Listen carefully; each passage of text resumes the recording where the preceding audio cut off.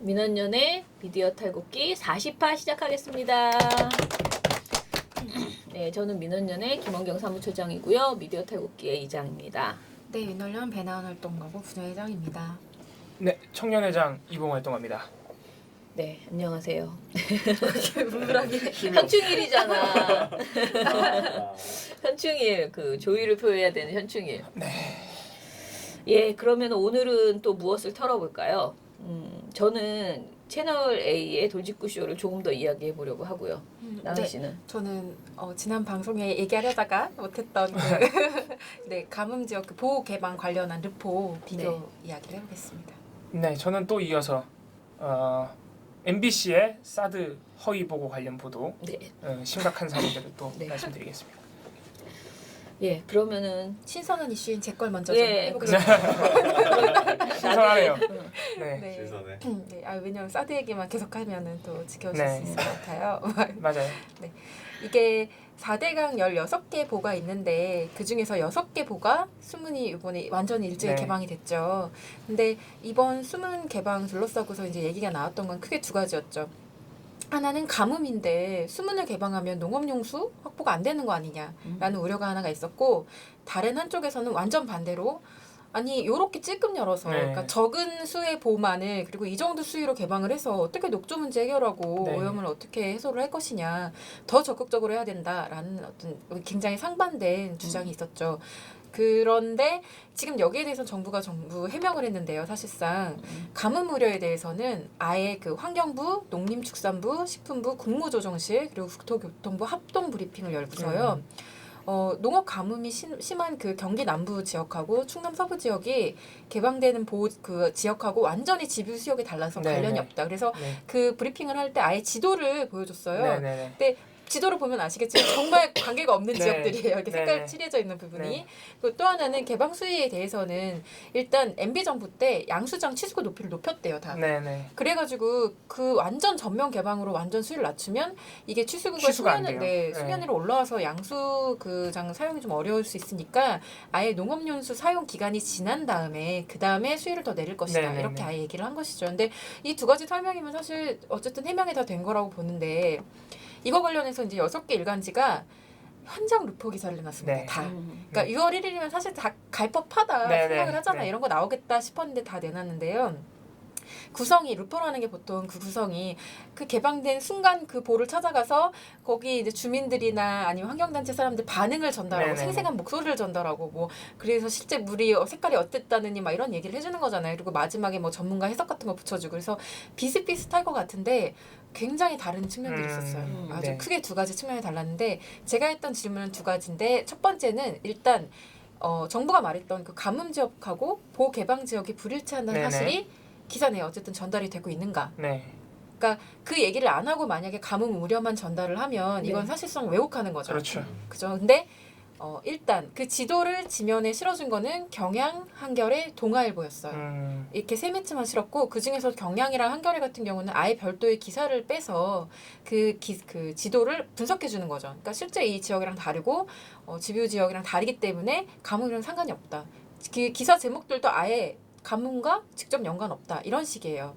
근데 동아일보 같은 경우는 조금 달라요. 기사에 그 르포 기사에다가 뭐랄까 지도를 붙여놓기는 놓거든요. 근데 기사 내에 설명이 없어요. 그러니까 그냥 알아서 뭐야? 알아서 인지해라. 왜 약간 보고를 안 하는 거야? 그런데 네.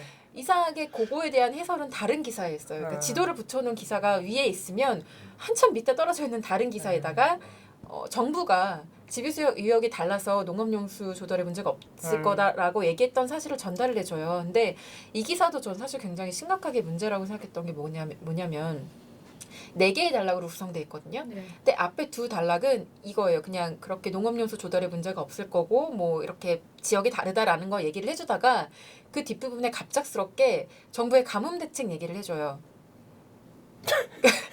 그러니까 네. 기사 하나의 기사 내에 네. 두 가지 정보가 들어있는 네. 거예요. 하나는 이거 4대강 그 보개방에 관련된 정보를 두 단락에선 전달해주고 어떤 계기 없이 뒤에는 정부의 어떤 가뭄 대책을 네. 딱 붙여줘요. 그러면 직관적으로 받아들였을 때 기사를 읽으면, 그러니까 저도 무방비하게 기사를 딱 읽으면 이 4대 보호 개방과 가뭄 뭐 문제가 이렇게 연결돼 직접적으로 있나? 연결돼 그죠. 있는 그런 것처럼 인상을 보이죠. 받게 되는 거예요. 근데 아주 그렇게 교묘하게 네. 연결되게 이야기를 하는데 그 연결되게 되는 어떤 계기가 되는 문장이 뭐가 있냐면은 정부가 먼저 얘기한 건 그거예요. 그 상류, 그러니까 보가 위치한 강의 본류에서 물을 내려보내는 상류의 다목적댐 저수율은 40.7%이기 때문에, 근데 이건 예년 평균 저수율이 39.1%와 비교했을 때 좀 높다. 네, 그래서 사실상 가뭄 문제가 그렇게 심각하지 않다고 브리핑 때 얘기를 했어요. 근데 동아일보가 이거를 기사 내에서 전달을 한 다음에 이 뒤에 곧바로 뭐라고 얘기하냐면, 하지만 전국 평균지의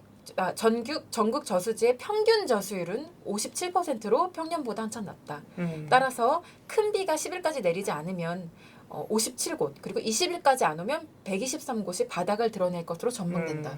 이렇게 얘기를 하는 거예요. 이게 뭐가 이상한지 약간 느껴지시나요? 그러니까 4대강 보호 개방과 관련해서 가뭄이 이것과 연결이 있다고 얘기를 하려면 전국 평균 그렇죠. 그건 필요 없어요. 그 그건 주변에. 전혀 필요하지 않고요. 그냥 상류, 그러니까 육개보 상류 다목적댐 저수율이 중요한 거예요. 네, 근데 거기는 정부 발표에 따르면 거기는 일단은 안정돼 예년 평균보다 있다. 높다는 거예요. 그 정보가 중요한 거예요. 근데 이게 전국 평균을 내면서 뭔가 되게 지금 위험한 가뭄 심각한 상황인 것처럼. 거고, 그런데도 마치 4대강 보호 개방을 하려고 한다는 어떤 불안감을 조성하고 있는 거죠. 그래서 이게 이게 뭐야? 납득하기 어렵죠. 이 구성 자체가 일단 총체적인 낭비인데. 네, 총체적으로 이상하고, 이게 이런 짓들을 대부분 많이 하고 있는데 동아일보가 굉장히 티나게 했다. 이게 6월 1일 그 개방된 거 관련 르포 기사 밑에 이런 걸 붙여 놓는 것도 좀 눈에 띄었고요. 그래서 이런 거는 좀 의도했건 안 했건, 물론 의도했다고 저는 네. 추정하지만 의도했건 안 했건 굉장히 이거는 두 사건 네. 연관이 돼 있는 것처럼 보도하는 건 좀 주의를 해줘야 된다. 왜냐하면 한겨레하고 한국일보 같은 경우에는요, 똑같은 그 정부 가뭄 대책 추진 상황을 전달할 때 이거를 아예 별도 기사로 전달해요. 그 내용은 섞지 않아요. 4대강 보랑 안 섞는다는 거죠. 네, 보호 보호 개방 관련된 네. 그런 얘기랑 안 섞어요. 그냥 166억 추가 지원한다 뭐 이런 지원 상황을 쭉 네. 나열하는 별도의 기사를 그게 정상적이죠. 사용을 해주죠. 그리고 조선일보, 중앙일보 같은 경우는 지도는 써주지 않아요. 근데 관련 기사에 딱 한 줄씩 정부 입장을 써줘요. 그러니까 뭐라고 하냐면 조선일보는 기사의 마지막 문장으로 정부는 이날 합동 브리핑을 열고 개방되는 6개보는 가뭄 지역과 직접적 관련이 없다고 했다. 이렇게 써줘요. 근데 기사의 한 80%는 가뭄 걱정하는 어떤 이야기들이었다. 중앙일보도 마찬가지로 이렇게 한 줄 덧붙여주는데, 중앙일보도 가뭄 걱정하는 농민 목소리를 한참 전달하다가 이렇게 덧붙여주는 거죠. 그리고 한국일보는 지도로도 그리고 기사 내 코멘트로도 이 사안을 전달 안 합니다. 네, 자, 제가 제기했던 두 번째 문제는요. 질문이 뭐냐면, 현장에는 굉장히 여러 명의 목소리가 있었을 거 아니에요. 근데 이게 기사들을 보면 어떤 내용이 있냐면, 농민 중에서도 뭐 하우스를 농사를 하시는 분들, 네. 그리고 뭐 그러니까 재배 작물, 그리고 내가 재배를 뭐 어디에서 농사를 짓느냐에 따라서 다 입장이 다르세요. 네. 보호 개방을 환영하시는 분들도 있고, 작물 그거에 대해서 그냥 어떻게 될 건지는 모르지만 어쨌든 물을 빼니까 좀 걱정이 된다 이렇게 말씀하시는 분들도 있어요. 근데 이거는 그 단순히 그러면 농민 안에서도 여러 가지 의견이 있기 때문에 좀 들어볼 필요가 있는 거죠. 근데 요거를 유일하게 한 매체만, 농민은 마치 다 가뭄 때문에 이 보호 개방을 반대하는 것처럼 전달한 매체가 한 매체가 있어요. 딱 한 매체. 조선일보. 네. 네. 일단 조선일보를 제외한 5개 매체는요, 환경단체뿐만 아니라 뭐 지역 주민, 농민 간에서도 이게 다 입장 차이가 있다는 거를 멘트로 다 따서 정리를 해요. 왜냐하면 루포 기사니까 실제 네. 현장에 가면 그런 사람들의 목소리가 다르게 있잖아요. 네. 그리고 하다못해 동아일보조차도 뭐라고 얘기를 하냐면, 다만 마을의 위치와 재배하는 작물에 따라 다른 주장을 펼치는 농민도 있었다. 이렇게 얘기를 해준단 말이에요. 네. 근데 조선일보는 어떻게 보도를 하느냐? 제목이 이거예요. 보호 열리자 환경단체는 환호, 농민은 한숨. 이게 기사의 네네. 모든 내용이에요. 사실 네. 환경단체는 막 옆에서 기뻐하고 있어. 물색 속도 없이. 근데 농민들은 막 속이 타. 어떡할 거냐 이렇게 얘기를 하는데, 제가 좀 눈에 띄는 그 멘트가 뭐였냐면은, 왜 남 농사 짓는데 외지인들이 와서 물을 빼라 말라 간섭이냐. 그러니까 농민들의 어떤 심경이 이런 거다라고 주요 코멘트로 뽑아준 게 이거인 거예요. 네. 그러니까 여기에는 어떤 프레임이 있는 거냐면, 환경단체는 외지인인 것이고, 그렇죠. 농민들, 그 현지 사람들은 지역 상황을 아주 잘 아는 농민들은 다들 힘들어하고 불만에 가득 차 있다. 네. 요걸 부각하고 있는 것이죠. 그래서 좀 이해가 안 되는 게, 같은 날 거의 비슷한 지역에 다 비슷한 기자들이 갔는데 조선일보 기자들만 못 만난 거예요. 아니, 자, 네. 기뻐하는 주민들을 아. 조선일보 기자만 못 만났어요. 아. 왜죠? 이해는 되지 않습니다. 어쩌면 주민들이 거부했을 수도 있죠. 네, 조선일보랑 그러면- 인터뷰 안 한다. 그런 어떤 곤욕을 겪었을 수도 네. 있지만 우리 민주농민들이 있을 수 그렇죠. 있으니까. 네. 그랬을 가능성도 네. 있을 수 있다. 그럼요. 뭐 저는 그렇게 좀 안타깝게도 생각을 하고 있어요. 네네네. 외면 당한 거지 네. 조선일보가. 또 하나 마지막 기타 특이점이 좀 있는데요. 그 농민들의 어떤 농심을 부각하고 있긴 하지만 기사 내에 한두 줄씩 어떤 레저 스포츠, 문화재, 그 보호 수위가 일정 수준 이상이 되어야만 추진이 될 수 있는 그런 그걸 못한다 이거예요? 행사에 대한 고민을 딱 언급을 해준 매체가 두 군데 있어요. 뭐가 있지? 조선동화? 아, 네. 아, 진짜. 뻔하죠. 네. 근데 어떻게 얘기를 하냐면 동아일보 같은 경우는 가뭄으로 고통을 겪는 농민들은 물 한 방울이 아쉽고 백제 문화재, 수상 공연, 수상 스포츠 등에도 차질이 불가피하다 이렇게 얘기를 해주고 있고요. 조선일보는 아예 이거에 대한 얘기를 하는 기고를 별도의 기사로 처리를 해줬는데요. 소수력 발전과 수변 공원 운영에도 지장을 주고 수상 스포츠 활동도 위축될 것이라고 얘기를 합니다. 지금 물이 다 썩어가고 있는데 이런 네. 고민을 하고 있는 것이고요. 원래 못할 걸요? 네, 거기 물이 사람, 썩어서. 그 사람이 누가 가서 네, 그걸 지금 물이 즐긴다고 썩어서. 진짜 한심합니다. 특히 지금 낙동강 그 쪽에 있는 그 수상 레저 중에 그 요트 선착장이 있는데 거기는 운영 못한 지 꽤 됐어요. 뭐 지금 왜냐면은 거기 낙동강에 그 썩은 뻘이 너무 많이 쌓여가지고 수위가 너무 낮아진 거야. 그러니까 보 개방하기 전에 이미. 그래서 요트가 못 들어와요. 요트 정박장인데. 아니 거기서 물이 썩어 있는데 거기서 이렇게 놀다가 물에 튀기면 그러니까. 병 질병 원래 안 돼요 원래. 무서워서 안 간다고요. 원래 못해 원래. 근데 반면에 한겨레 같은 경우는 이날 아예 일면에다가 4대강 녹조 문제 책임이 이명박 정부에 있다.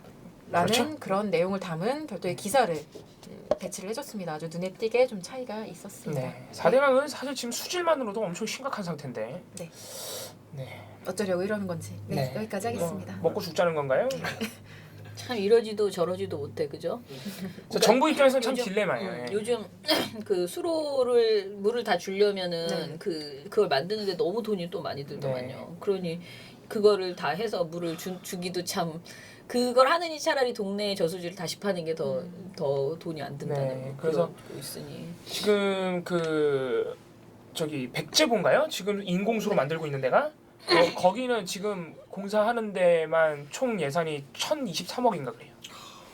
엄청나죠. 그게 왜 그러냐면은 4대강 아까 배나와동가가 얘기했는데 4대강 16개 보가요.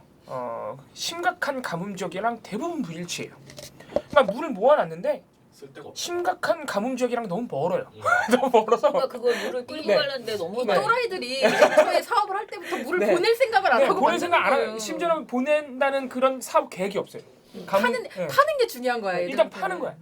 그래서 지금 제가 아까 말씀드린 그 백제보 인공수로가 그 저 이제 터널을 굉장히 그 이제 물 터널이죠. 물 터널인데 막 산을 넘어요. 물 터널이 너무 멀어가지고. 그 길이만 27km예요. 27km. 무슨 그게 가뭄 대책이에요, 그 보가. 야, 진짜 네. 이거는 정말 주리를 틀어야 됩니다. 네. 이거를 이거 관련돼서 내가 만약에 한 건이라도 이거 관련해서 사인을 하고 뭔가 결제 관련이 됐다 이런 사람들 다 정말 네. 잡아 쳐놔야 됩니다. 그러니까 청문회가 나오는 거예요. 정말 심각한 문제인데 이렇게 보도한다는 것 자체가 사실 말이 안 돼. 굉장히 깝깝한 노릇이에요, 진짜로. 저는 또 사드 허위 보고 사태 관련해서 또 깝깝한 보도 하나. MBC가 지금 상당히 난리인데 MBC가 이제 하다 외신을 오독하는. 외신을 오독해서 그걸 그냥 보도하고 있는 거예요. 오독은 그래도 양호한 거 아니야? 이게 근데 이게 아니고 오독 그냥 오독도 정말 오독이지만 몰랐을까? 그럴 수 있다고 생각합니다. 그럴 수 있습니다. 오독이 문제지만 그러니까 아무튼 왜곡이 심하게 그러니까 어떤 보도인지 말씀을 드릴게요. 이제 6월 2일 보도입니다. 금요일 보도예요. 금요일 보도인데 MBC가 이 전까지 뭐 청와대가 몰랐으니 바보야 뭐 알았는데 오해했을 거야 뭐 이런 식의 프레임으로 계속 청와대 잘못으로 이렇게 몰아가는 자기네 말도 바꿔가면서 그런 상황을 하다 이제 6월 2일이 되면은 어떤 식으로 보도를 하냐면은 이것 때문에 한미 동맹에 균열이 갈 것이다. 그래 겁주더라고 네. 이제. 그러니까 가진 방식을 다 무서워 쓰는 거예요. 죽겠어, 네, 아주. 맨날 바꾸고 있어요 프레임을. 그래서 미국 내에서 엄청난 불만이 터져 나오고 있는 것처럼 보도를 하는 거예요. 아 실제는 아닌가 봐요. 실제는 아니죠. 왜냐면 미국의 공식 반응이 안 나와요. 안 나오는 것도 아니야. 미국의 공식 반응이라고 할 수 있는 건 뭐냐면 이해한다예요. 왜 이해한다냐면은 일단 6월 2일 날 정의용 안보실장이 미국으로 갔어요. 그래서 맥메스터 안보보좌관을 만나요. 6월 2일 같은 날 어떤 일이 있었냐면 한민구 장관이 우리 이제 요주 인물 한민구 장관이 아시아 안보회의를 참석했어요. 싱가포르에서 있었는데 여기서 제임스 매티스 국방장관, 미 국방장관을 만나요. 근데 제임스 매티스 국방장관이랑 저기 정의용 안보실장이 만난 맥메스터 안보보좌관. 자, 이 두 사람이 뭐냐면은 안보수장들이에요. 미국의 안보수장. 그죠? 이 두 사람이 모두 얘기를 듣고는 이해한다. 충분히 그렇게 조사할 수 있다. 이렇게 반응을 보였거든요. 그러니까 미국의 공식 입장은 이해한다는 거예요. 그러니까 우리가 그렇게 받아들일 수밖에 없잖아요. 그잖아요. 네. 그런데 이해 안 하면 어쩔 거야.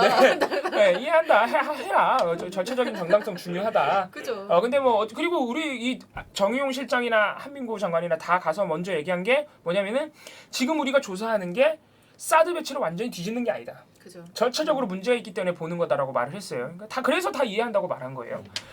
자, 근데 MBC가 계속 이게 미국 내에서 엄청난 불만이 터져나오고 있다. 한미동맹 균열이 날 것이다 이렇게 보도하고 있는데 그 방식이 왜 그렇게 보도하는지 말씀을 드릴게요. 그러니까 6월 2일 날 보도인데 정의용 안보실장이 방미를 해서 맥메스 안보보좌관을 만난 거를 먼저 보도를 한 다음에 그 다음 보도 제목이 심상치 않은 미국의 기류, 중국의 환심 사기다 이런 보도 제목입니다.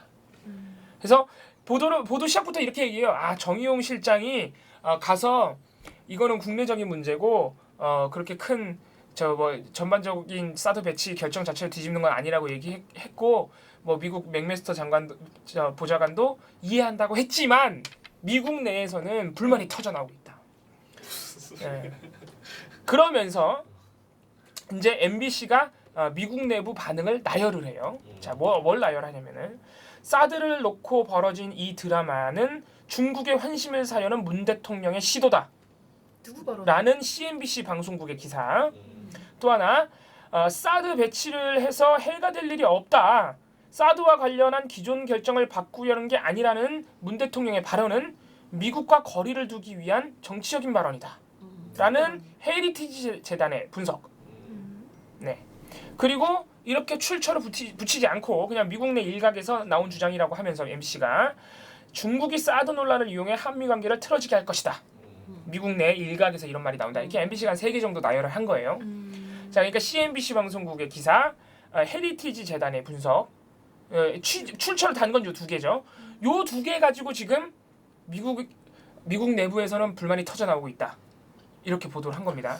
근데 사실 그게 네. 오독이 아니라 실제 네.그 말을 했다고 해도 그냥 네. 나올 수 있는 말이죠. 네. 미국 안에서 어차피 네. 보수 단체 아닌가요? 헤리티지 네. 그런. 네.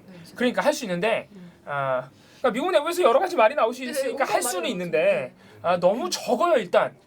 좀 많이 해줘야 될 거 아니야. 그 정도로 하려면. 그러게요. 맥메스터 보좌관이 이해한다고도 했지만 미국 내에서는 불만이 많다. 그러면 좀 많이 해줘야 되고 이렇게 보수적인 애들만 말고 좀 여러 군데서 해줘야 좋은데. 뭔가 중도적인 네. 그런 곳에서. 자, 그래서 제가 그냥 넘기려다가 혹시나 해서 CNBC 기사를 확인을 해봤어요. 근데 거기서 이제 심각한 하자가 발생한 거예요. MBC 보도에 역시나 MBC가 외신을 인용하면 한 번은 봐야 한다는 이 명제가 다시 한번 성립되는. 자, 뭐냐면은 일단 첫 번째 문제는 그러니까 CNBC 방송국의 분석하고 헤리티지 재단의 분석을 지금 따로따로 나열을 했단 말이에요, MBC가. 근데 일단 첫 번째 문제는 헤리티지 재단의 분석이 CNBC 방송국 기사에 인용돼 있는 거예요. 이거 진짜 무슨 말씀인지 아시겠어요? 너무 치졸하다. 네. 한 기사에 있는 거를 쪼개서 마치 다른 출처인 것처럼. 야, 이거 너무 네. 나쁘다. 진짜. 그러니까 찌질하다. CNBC 방송국의 기사에 그 헤리티지 재단의 그 분석이 그대로 들어가 있어요. MBC가 인용한 게. 그러니까 CNBC가 기사를 내면서 헤리티지 재단의 베너블이라는 연구위원회 발언을 인용한 거예요. 그거를 우리 MBC가 그렇다고 말도 안 해주고 싹 잘라가지고. 일단 첫 번째 그게 문제고. 그리고 이제 MBC가 그러니까 이게 의도적인지 의도적이지 아닌지 모르겠지만 어쨌든 간에 해석을 완전히 잘못한 게 있어요. 그러니까 해석을 완전히 잘못한 건데 일단 CNBC 기사를 보면 이게 딱히 문재인 대통령을 비판하려는 보도라고 보긴 좀 어려워요. 그러니까 이 기사의 초점은 뭐지? 기사의 처음에 나오는 건 중국의 반응이에요.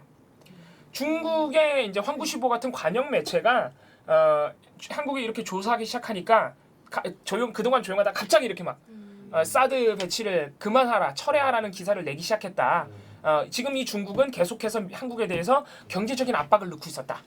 이런 게 이제 먼저 기사고, 그 다음에 이렇게 미국 내 안보 전문가들은 어떻게 생각하느냐라고 하면서 아까 말씀드린 헤리티지 재단의 분석을 붙여 인용하는 거예요. 사드는 굉장히 좋은 방어 체계인데 배치를 해야만 한다. 뭐 이런 식의. 그게 주어가 생략되는 거 아닌가요? 미국의 아무튼 그렇다고 뭐 CNBC가 그런 내용을 뭐 보도를 안 한 건 아니니까 어쨌든 간에 근데 이제 그 와중에 그 지금 MBC가 인용한 그 헤리티지 아니 CNBC 방송국의 저 입장 중에 뭐가 있냐면은 미국의 환심을 사기 위한 문 대통령의 정치적 발언이다. 요런 부분이 있는데 이게 원문을 보면요. 어떻게 돼 있냐면은 자, 이것은 그러니까 원래는 문 대통령 그 부분이 아닌데요. 자, 원래는 원문에 보면은 문 대통령의 이 조사 지시가 중국의 환심을 사려는 시도라고 지금 MBC가 해석을 한 그 원문을 보면은 일단 전체 문장은 뭐냐면 문 대통령이 지금 이 조사 지시를 한 것은 중국의 페이버를 얻기 위한 것이라는 페이버를 얻기 위한 시도고, 그 이유는 MBC가 이건 빼버린 건데 그 이유는 중국이 끊임없이 경제적 압박을 넣고 있기 때문이라는, 이게 원래 원문의 문장이에요. 자, 그래서 첫 번째 일단 중국의 경제적 압박이 있다는 부분을 MBC는 빼버린 거죠. 중국의 환심을 사기 위한 시도라는 해석만 넣었어요. 그래서 첫 번째 전체 문장에서 좀 중요한 부분 잘라냈다. 이것도 문제고, 두 번째 페이버라는 단어를 썼는데 CNBC가 자, 페이버를 과연 우리가 환심이라고 해석을 해야 되느냐의 문제도 상당히 논란이 있어요. 그래서 페이버는 사실 사전을 보면 뭐 호의 정도? 네, 뭐 호의도 아니야. 뭐 아무튼 뭐 그런 정도의 단어이기 때문에, 그러니까 우리가 굳이 이거를 해석을 해보자면은 경제적 압박을 받고 중국으로부터 경제적 압박을 받고 있는 문재인 대통령이 중국의 뭐라고 해야 될까? 중국으로부터 좀 호의적인 반응을 이끌어내기 위해 이런 시도를 하고 있다. 뭐 요 정도로까지는 해줄 수 있어요. 그런데 지금 MBC는 이걸 어떻게 해석한 거예요? 이 시도는 중국의 환심을 사기 위한 시도다. 이러고 그냥 해석이 끝난 거예요. 뭔가 되게 알랑거린다는 네, 그런 뉘앙스를 주려고 해석을 한 거예요. 그러니까 이거는 오독이라기보다는 좀 의도적인 과도한 해석? 네, 이렇게 볼 수 있겠고, 또 하나는 이제 MBC가 따로 떼어서 보도를 해버린 헤리티지 재단의 이제 분석, 요 부분에서도 사실 좀 오버하는 게 엿보이는데, 이게 뭐냐면은 MBC는 이걸 어떻게 해석했냐면은 그러니까 지금 문재인 대통령이 이 조사 자체가 사드 배치를 완전히 뒤집는 건 아니라 그랬잖아요. MBC는 어떻게 해석했냐면 요 발언이 미국과 거리를 두려는 정치적 발언이다. 좀 이상해요, 사실은. 이거는 해석이 되게 이상한 거예요. 네. 그 프로세서를 잘 모르겠는데. 되게 이상하죠. 그 발언이 미국과 거리를 두기 위한 정치적 발언이다라고 헤리티지 재단이 말을 했대. 그러니까 그렇게 MBC가 해석한 그 문장 자체가 그러니까 이게 되게 이상한 거예요. 일단 해석한 거 되게 이상하죠. 오히려 그 발언은 거리를 두려는 게 아니라요. 미국이 너무 오해할까봐 거리를 좁히려고 하는 발언이죠, 사실은. 상식적으로 생각해 보면. 그죠. 네. 양쪽에 사실 다 이렇게 뭔가 다 정리를 하려고 하는. 미국이 너무 불만을 드러낼까봐, 미국이 너무 화낼까봐 어떻게 보면은 미국의 환심을 사기 위한. 그죠. 그거보다 더 적절하네요. 원래 그렇게 돼야 되는데. 근데 제가 또 원문을 봤죠. 그러니까 원문에는 원래는 이츠예요, 이츠. 그러니까 이것은 문재인 대통령이 미국과 거리를 두기 위한 정치적 발언이다. 이것이에요, 원래. 자, 그래서 그 앞에 이제 기사가 뭐냐면요. 그 앞에 기사 이거예요, 다. 문재인 대통령이 보고를 받지 못했고, 그래서 쇼킹했고, 놀랐고, 충격적이었고, 그래서 조사를 시작했다. 심지어는 제가 볼 때 MBC보다 더 열심히 그 보고 누락 경위를 설명해줘요. 네. 그 다음에 이 문장이 나와요. 이츠라는 다음에. 그러니까 이게 뭐냐면은 원래대로 해석하면은 이 문장은 문재인 대통령의 이러한 조사 지시는 이렇게 들어가야 맞아요, 주어가. 조사 지시는 미국과 거리를 두기 위한 정치적 발언이다. 이러면 이해가 가죠. 그렇잖아요. 그죠, 그렇게 해석. 제가 볼 때 그래서 이거는 MBC의 확실한 오독이에요. 그 이치를 왜 하필이면은 문 대통령의 이거는 사드 배치 뒤집는 게 아니다라는 발언으로 가져왔는지 이해를 할 수가 없어요. 그렇게 하면은 지금 MBC 이게 다 워딩이거든요. 보도 자체를 보고 있으면 되게 이상한데 그게 왜 미국과 거리 두기 위한 거지? 거리를 오히려 좁히기 위한 건데? 그러니까 맥락을 자기 입맛에 맞게 네. 다 잘라버려놔. 이거는 입맛에 맞는 것도 아니야. 되게 말이 이상하잖아요. 그게 왜 거리 두기야? 이런 그러니까 굉장히 그냥 아무 생각 없이 보다가 이거는 원문을 보고 싶게 만들어요. MBC가. 원문을 보고 싶게 만들어요. 그러니까 이봉우 확인 안 하고 뭐해. 이게 이상하잖아. 그 발언은 누가 봐도 그러니까 미국 달래기인데 사실. 그죠. 그거를 왜 미국 거리두기라고 해석을 했을까? 그리고 심지어 지네가 하는 말도 아니잖아요. 헤리티지 재단의 분석을 인용하면서 헤리티지 재단이 그렇게 말을 했다고? 더 이상하잖아요. 네, 그래서 어쨌든 간에 이거는 아주 네. 전형적인 친중 반미 네. 대통령이라는 걸 네. 보여주고 싶어하는. 그래서 보시면은 아무튼 여러 가지로 문제가 있는데 있는 기사도 쪼개가지고 원래 하나의 기사에 있는 걸 그거 쪼개가지고 너무 치사하네요 네. 정말. 마치 굉장히 많은 곳에서 이렇게 막 그 벌떼처럼 네. 그런 의견을 내고 불만이 있는 많은 것처럼 과장을 하는 데다가 해석도 굉장히 이상하고 아무튼 여러 가지로 문제가 있는데 MBC의 결론은 뭐냐? 이렇게 불만이 많으니까 한미 동맹에 균열이 갈 거라는 거예요. 이쯤 되면 이거는 거의 주술 의식 아닙니까? 네, 동맹에 아니, 금이 진짜. 갔으면 좋겠다는. 너무 심해. 이렇게 하면 안 돼요. 외신은 이런 식으로 곡해를 하면은 그러네요. 사실 굉장히 이게 사실 봉우 씨가 이렇게 자세히 풀어서 얘기해 주니까 이게 네. 좀 이상한데 이렇게 네. 되는 거지. 그냥 기사만 딱 바로 보면은 네 모르지. 넘어가요 네, 그냥. 그냥 넘어가죠. 네. 그래서 아무튼 거리 맞다, 그러네, 네. 그러죠. 사실. TV조선도 그냥 몇 개 있는 외신을 이용해서 그렇게 불만이 많다는 식의 보도를 하긴 하는데 이렇게 MBC처럼 막 한 기사를 쪼개고 막 그렇게 하지는 않았어요. MBC 네. 수준이 정말 네. 정말 근데 장난 한 아니에요. 기사를 쪼갠 거는 의도가 사실 있는 거예요. 그죠, 명백하죠. 한 기사에 있는 거는 쪼개면 안 돼요. 아무튼 그게 심각한 사안입니다. 이게 그러니까 사안을 떠나서 이런 식으로 보도를 하는 거는 기본적인 언론 윤리에 위배되는 거예요. 그죠. 수준 이하. 네. 그래서 제가 이것도 넣을 겁니다. 네, 심의를 넣어서. 어떤 결과가 나올지. 네, 한번 보겠습니다. 제가. 저는 그 문자 폭탄이라고 하면서 이제 비판하는 돌직구쇼 이야기를 조금 하려고 하는데요. 되게 짧아요. 근데 이제 얘기의 내용은 25, 26, 그다음에 6월 1일 이렇게 세 번 이 문자 폭탄에 대해서 이야기를 합니다. 근데 이제 긍정적으로 볼 수 있는 거는 이 사람들이 그 청문회 자체에 대해서 그렇게 많이 지적을 하거나, 그러니까 지적이라면 동의하면서 막 청문회 문제를 그러니까 그 후보자들의 문제점을 집중적으로 이야기하지는 않아요.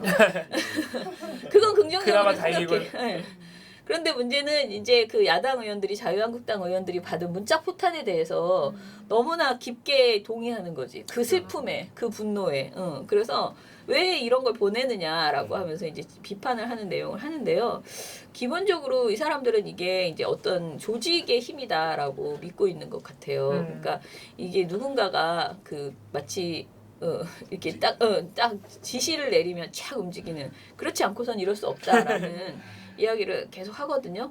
근데 그 중에서 정성이 또 참 요즘 정성희 의원 저한테 은솔 의원 저한테 참 많이 걸리는데요. 정성희 의원이 먼저 이래요. 그 진행자가 신문 읽어주는 남자 때 제가 소개를 해드렸는데 이제 앵커가 말을 합니다.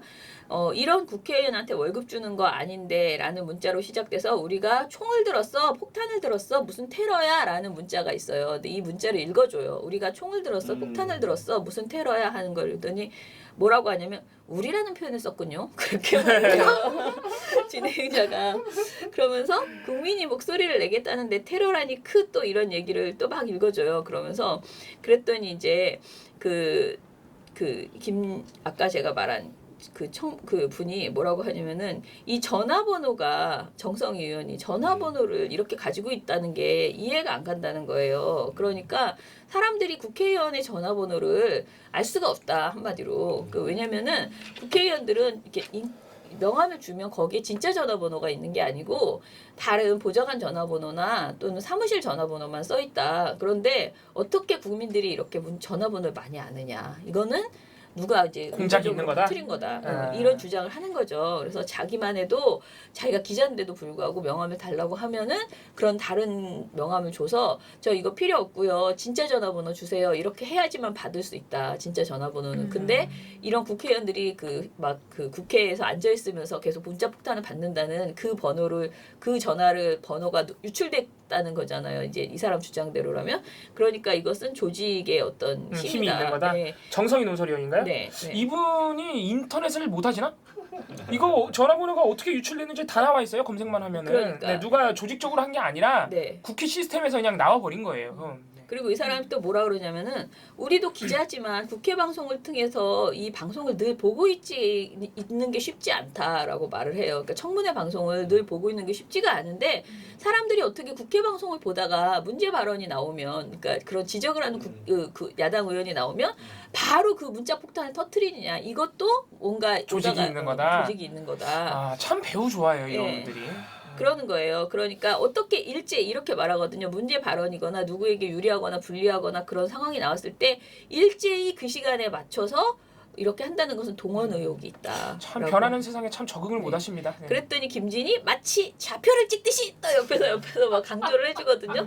그러니까 번호도 제공을 하고 전화번호도 제공해주고 시간도 지정해주고 하는 것이기 때문에 이거는 정치적으로 동원한 흔적이 있고 뭐라고 하냐면 문제가 있고요. 이거는 수사 대상입니다. 그래요. 예, 수사 대상이 될 수 있다. 가이드라인 세우시네. 이렇게 이야기를 합니다. 민주주의 사회에 대해서 잘 적응을 못 하시고 계시네요, 지금. 네.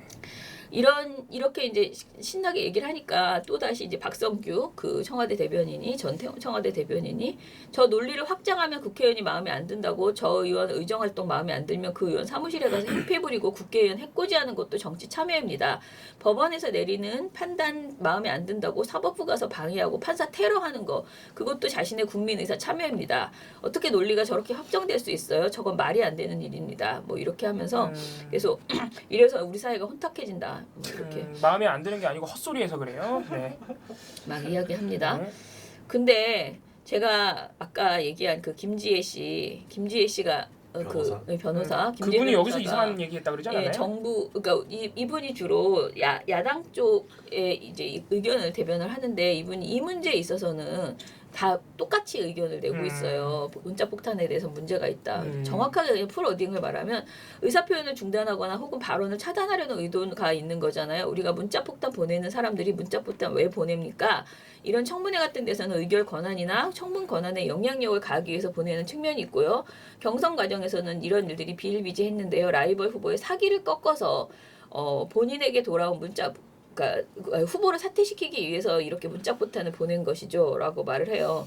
근데 여기서 쭉 이야기를 하다가 저는 오히려 기술 발전, SNS 기술 이렇게 발전했는데 거기에 따른 시민들의 민주의식이 아직 따라가지 못하는 상황에서 후유증이 발생한 거라고 보는 것이 맞다고 생각합니다.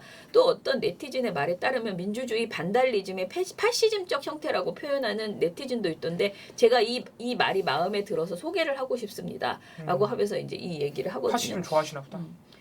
근데 그랬더니 김진이 얼마나 기분이 좋겠어요. 파시즘적 행태다. 그러면서 여기서 또 번죽을 맞춰주거든요. 그래서 막 이제 흥분을 해서 얘기하는데 저는 파시즘 이거를 가지고 문자 폭탄이라고 말하는 것조차 우리가 지금 적절치 못하다라는 얘기들을 하잖아요. 그러니까 뭐 문자 행동으로 해라 뭐 이런저런 이야기들이 많은데 이것에 대해서 도를 넘어서서 저는 파시즘 그 단어 자체보다 반달리즘이라는 표현이 다 깨부순다는 거죠. 네.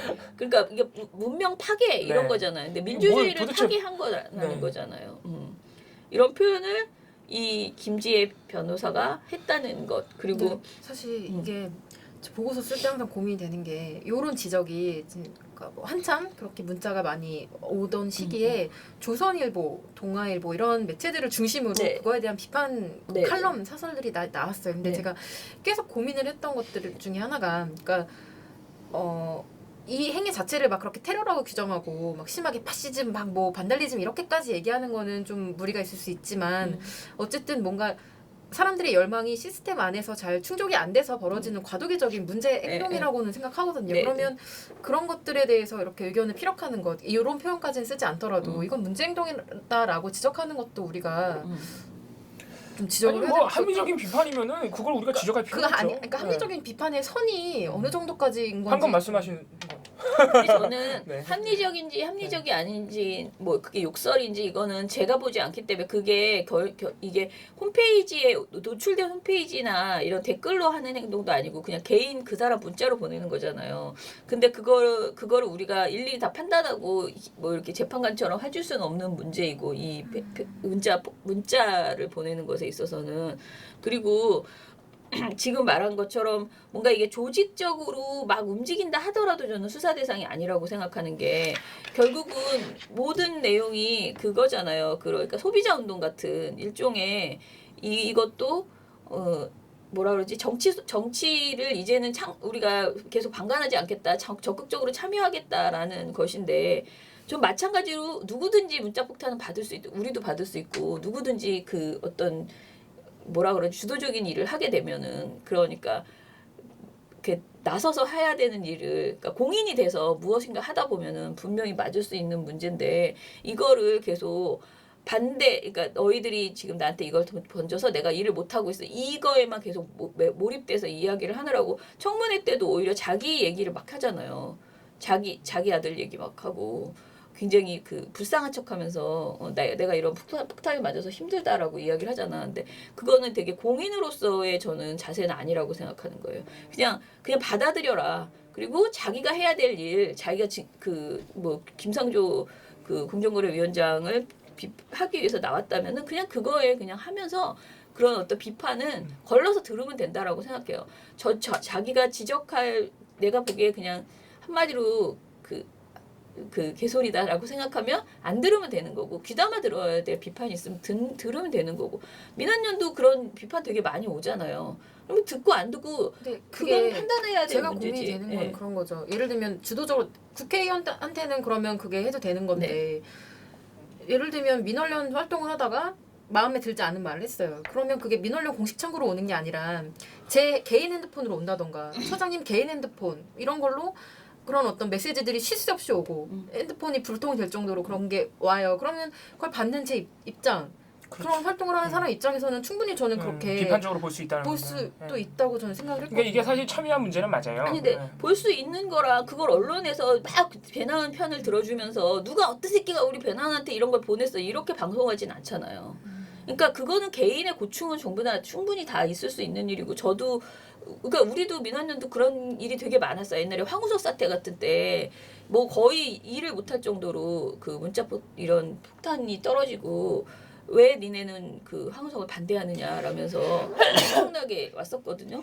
근데 그런 일들은 있을 수 있는데 이것을 가지고 그냥 굉장히 일방적으로 그것이 잘못했다 막 이렇게 이렇게만 가는 것은 문제가 상당히 있다. 좀 둔한 행태라고 저는 생각을 하거든요. 그러니까 저는 그렇게 생각해요. 이게 그 문자 폭탄이라는 게 그냥 아무한테나 예를 들어서 진짜 아무한테나 떨어진다 생각하면은 그러니까 그냥 객관적으로 그것만 놓고 보면 인권 침해일 수 있죠. 인권 침해일 수 있죠. 근데 지금 국회의원들이 받고 있는 거는 근본적인 문제는 어디서 오는 거냐면은 왜 국회의원들 본인들이 이 상황을 그러니까 이런 욕을 왜 먹고 있는지 그것부터 생각을 해봐야 돼요. 거기에 본질이 있는 거예요, 사실은. 시민들이 그 국회의원한테 정말 개인적인 악감정이 있어서 하겠습니까? 아니란 말이에요. 모르는 사람이잖아요. 예를 들어서 이번에 자유한국당 의원들한테 문자폭탄 쏟아진 이유는 본인들이 자격이 없다 이거예요. 지금 누군가를 검증할 그 자격이 본인들한테 없다 이거예요. 그런 문자가 대부분이에요.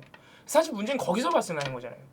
그죠? 어떤 사람이 그런 좀 옳은 소리를 했는데 사실은 그 지적을 할 수 있는 자격이 있는 사람을 내보냈어야 된다. 그러니까 여기서 문제가 발생하는 거예요. 그러니까 그 사람 자체가 자신의 아들은 그 병역 의혹이 있는데 그거를 가지고 그 자기 캔디캡이 있는데 그걸 나가서 따지다 보니까 그런 슬픈 슬픈 일이 발생하고 그러니 자기 아들에 대해서 또 막 이렇게 얘기하게 되고 그 주제가 아닌데 이거는 막 그 변명을 하고 있고 근데 이런 상황이 이게 옳은가? 그러니까 이 최소한 청문회를 할 때 청문회 나가서 그 사람 비판할 때는 그런 것에서 좀 자유로운 사람으로 위주로 구성했어야 되는 거 아니냐 이런 지적을 하긴 하더라고요. 그러니까 지금의 사태에 대해서만 딱 일단 우리가 지금 모든 상황에 대해서 문자 행동이라는 문자 폭탄, 문자 행동 이런 얘기가 나오지만 이 상황 전반을 우리가 이렇게 뭐 같이 판단 내리긴 좀 어렵고요. 이게 발생한 지 얼마 안 된 사안이니까.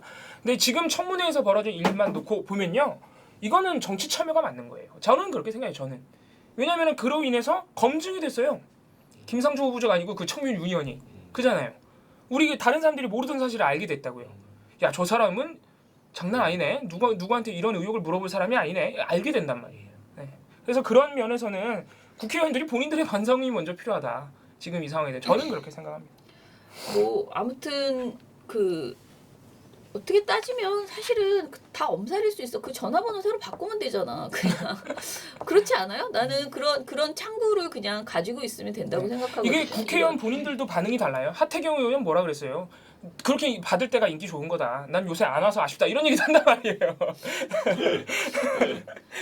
뭐 근데 그러니까 뭐든지 다 마찬가지인 것 같아요. 그러니까 내가 당하면 아프고 남이 당하면은 이제 괜찮고 그런 건데 폭탄이라고 말하면서 그냥 이렇게 수사 대상으로만 생각하고 몰아가는 것이 적절한 것인가? 그리고 지금 이 상황에서 그런 부적절한 지적을 해서 폭탄을 받는 경우들이 대부분이잖아요. 그러니까 제가 오늘 이걸 얘기를 하진 않지만은 그 김상조 위원장에 대한 그 비판은 사실 지금 도를 넘어서 사실 말도 안 되는 게 너무 많았어요. 너무 많고 뭐 방화범이냐 그런 것까지 그것도 그렇고 카드 왜 이렇게 안 쓰냐고. 그리고 차는 왜 샀냐고. 차를 왜 샀냐고 왜 물어봐요. 차 사서 탈 수 있는 거지. 아니 근데 정말 듣다 보면은 이게 지금 코미디인가?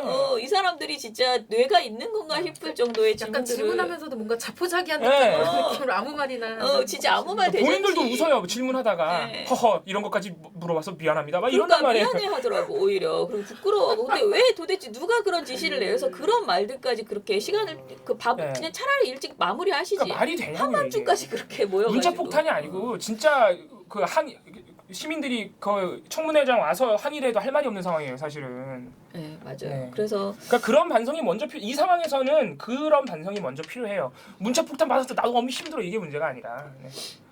점점 바뀌고 있다는. 네, 그거를 알아야 돼요. 이제는 약간 층위가 다르다고 저는 아직 생각하긴 하는데 그거는 고민을 좀 더 해보겠습니다. 문자 폭탄. 그 상황 자체만 놓고 봐서는 사실 우리도 좀 고민이 필요하죠. 네 맞아요. 왜냐면은 그냥 내가 살다가 갑자기 내가 그런 일을 당했다 생각하면 인권 침해죠. 그러니까 이게 지금은 우리가 자유한국당이라던가 막말을 하는 그런 사람들이 그런 걸 받고 있기 때문에 일종의 정의 구현이라는 느낌을 받지만 반대로 맞는 말을 하는 의원에 대해서 반대 세력들이 그렇게 뭐 그런 폭탄을 보낸다. 예를 들면 그렇게 항의하는 그러니까요. 그런 고민이 또 필요한 그러니까 거예요. 여러 가지 케이스들이 있는 것이기 때문에 조금 그래서 저도 이번 청문회에 대해서만 생각을 해서 좀 말씀을 드린 거고. 국회의원이나 그러니까 저도 마찬가지로 종인이라는 게 아니고 누군가를 비판하고 뭔가 이렇게 정확하게 어떤 입장을 가지고 그 공식적으로 활동하는 사람들 있잖아요. 이런 사람들은 그런 비판을 받을 수 있다. 어떤 지적을 내 행동에 대해서. 그러니까 저도 제가 계속 얘기하는 거는 내 행동에 대한 비판을 받지 말아야 된다 그런 게 아니라 내가 공식적 어떤 사람들한테 개인 문자를 보내서 내 의견을 전달한 게 아니라 저 공식적으로 사람들 앞에서 나와서 얘기를 하고 있으면 다른 사람들 똑같이 그렇게 하면은 뭐 논평을 같이 쓴다던가 같이 뭐 저에 대해서 제 글에 답변 글을 쓴다던가 이건 괜찮은데 그러니까 문자로 오는 게 그게 내 사적인 어떤 영역으로 들어왔을 때의 문제를 지금 제기하는 것이고요. 맞아요. 그런 문제는 우리가 고민을 좀 해봐야 됩니다. 그러니까 저는 이게 그 자유한국당이 받아서 괜찮다는 건 절대 아니거든요. 그러니까요. 왜냐면은 그 이전에 경선 과정에서 사실 굉장히 민주당에서 많은 먼저 논란이 됐죠. 민주당에서 많은 사람들이 받았었고 그래서 이게 완전히 또 괜찮다는 것도 아니에요. 그러나 아무튼 너무 발끈해서 이 일 때문에 이것 때문에 자기가 일을 못하는 것처럼 하는 것은 사실은 굉장히 오바다. 이번에 자유한국당 의원들은 청문위원으로서 반성이 먼저 필요했다. 그러고 나서 이제 다른 문제를 논해야지. 너무 좀 그마치 그 문자 행태 자체가 지금의 본질인 것처럼 얘기할 수는 없다는 거죠. 그렇습니다. 그러면 괜히 또 딴 얘기 하다가 엄청 길어졌네요. 아니 저는 재밌어요. 그 이제 사람들 자체가 그 자리가 얼마나 중요한지 알아야 되는 거예요. 이제 국민들도 많이 알게 됐고 네. 이게 정치만의 문제가 아니라 언론이라든지 여러 가지 우리 사회에 일어나는 모든 것들에 대해서 사람들이 관심을 더 많이 가지게 된 것 같아요. 이제는 계속 그런 일이 있지 오히려 그래서 계속 이런 일이 일어나면서 이게 공론화가 되면은 또 어떻게 결론을 떠오르면서 뭔가 이제 없어질 거 네. 없어지고. 그러니까 기자들도 그 며칠 전에 뭐 봉 씨한테 내가 인터뷰하라고 했던 것 중에서 뭐 기자 어디서 전화 왔었잖아요. 그게 이교 기자들도 신문이었어요? 기사들도 네. 기사도 이제는 자꾸만 그렇게 비판하고 시민들이 너무 요즘은 모니터를 거의 전문가 수준으로 막 하고 굉장히 잘해요. 있잖아요. 예, 그러니까 그런 문제에 대해서 발끈할 필요 하면은 끝이 없다는 거죠 우리가. 맞아요. 예, 그래서 그냥 겸허히 받아들이고 잘못했으면 바로바로 시인하고 그러니까 그렇게 가는 수밖에 없다. 예. 그런 일을 하는 사람들, 예를 들면 정치인들이라거나 뭔가 정보에서 일을 하는 사람들, 아니면 어떤 단체의 대표라든지 예. 단체에서 뭔가 밖을 향해서 뭔가 얘기하는 사람들은 국회의원이라든지 그런 사람들은 이제 한마디 한마디 그다음에 행동 하나하나가 더 중요해졌다는 거죠. 네. 어떻게 보면. 그렇죠. 네. 이제 비평도 그리고 저희 같은 경우에는 이제는 막 하도 정말 모든 사람이 전문가가 되어버린 그런 상황 속에서 우리가 오히려 더 그러니까 늦게 할 때도 있고 맞아요. 또 덜 깊이 있게 지적할 때도 있고 뭐 이런 경우들이 이제 발생할 수도 있고 그래서 항상 촉을 세우고 있어야 되는 그런 정말 살기 어려워진 그런 시대가 되었습니다. 그냥 다들 전문가이고. 설렁설렁 살면 안 돼. 네, 맞아요. 기자도 그렇고 비평하는 사람도 네. 그렇고 아무튼 뭐 정치인도 그렇고. 정치인도. 어렵습니다. 근데 어떻게 보면 원래 그렇게 중요했는데 우리가 잊고 살았던 것 같기도 해요. 우리가 잊었다기보다는 본인들이 그분들이 네. 그러니까 다 사람들 네. 전부 다. 요구가 있었는데 시스템이 정착이 되지 않아서 어떤 어. 일종의 그럼 이렇게라도 해봐야지 하는 어떤 삐져나옴 그런 탈출 과정에서 이런 과도기적인 행동이 발생하는 거라고 생각하고 이게 그렇게 개인에 대한 어떤 그런 공격이 아니라 그런 걸 하지 않아도 그런 문제적인 행동을 하거나 자격이 없는 사람에 대해서 해결이 될 수 있는 사람 그렇죠. 그런 시스템이 빨리 만들어져야지 그게 돼야 되는 거지 이건 어쨌든 의견 표출이니까라고 하면서 그냥 방치하거나 그렇게 되는 건 저는 적절하지 네, 않다고 생각해요. 사실 이렇게 기본적으로 계속 바뀌는 저도 거예요. 배남 활동가 의견에 동조하는 편이고 왜냐면은 지금처럼 이렇게 온 국민이 정치적인 관심이 폭발을 하고 사회 정부 문제에 내각 대해서. 청문회를 이렇게 많은 국민이 보면서 반응을 하는 시대가 제가 볼 땐 지금 거의 뭐 저도 처음이 당분이 이게 처음인 거예요.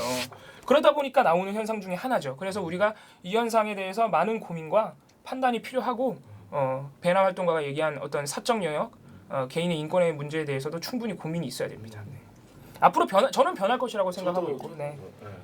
그렇게 결론을 내리죠. 그러세요? 네.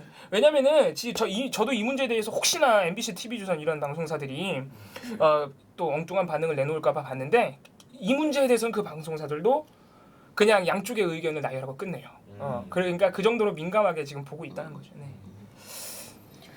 그 부분 아무튼 고민이 많이 네. 되는데요. 문자 폭탄에 대해서는 저는 문자 폭탄은 아니라고 생각합니다. 왜냐면은 정말로 계속 말하지만 그 모든 내용이 공개되지 않고 자기만 볼 수 있다는 거예요. 그거를 굳이 공개해서 자기 징징거리면서 그러니까요. 나한테 이런 것이 왔다라고 하면서 내 일을 못하겠다 이것 때문에 그럼 보지를 말든가 굳이 굳이 그렇게 하는 것 그 자체가 좀 찡찡이 행동일 뿐이다라는 생각이 좀. 그 어쩔 때는 또 그 제보가 왔다고 문자로 제보가 왔다고 또 하면서 그걸로 가지고 청문을 하기도 했어요. 제보는 그거는 당연히 좀 좋죠. 약간 양가적인 게 있는 게 그렇게 본인이 받은 사람이 공개하는 경우도 있는데요. 보낸 다음에 인증하는 경우들이 굉장히 또 많아요. 지금 그래요. 네, 네. 맞아요. 마무리하겠습니다. 민원연 미디어 탈북기는 내일도 열심히. 털어드리겠습니다. 탈탈탈 안녕.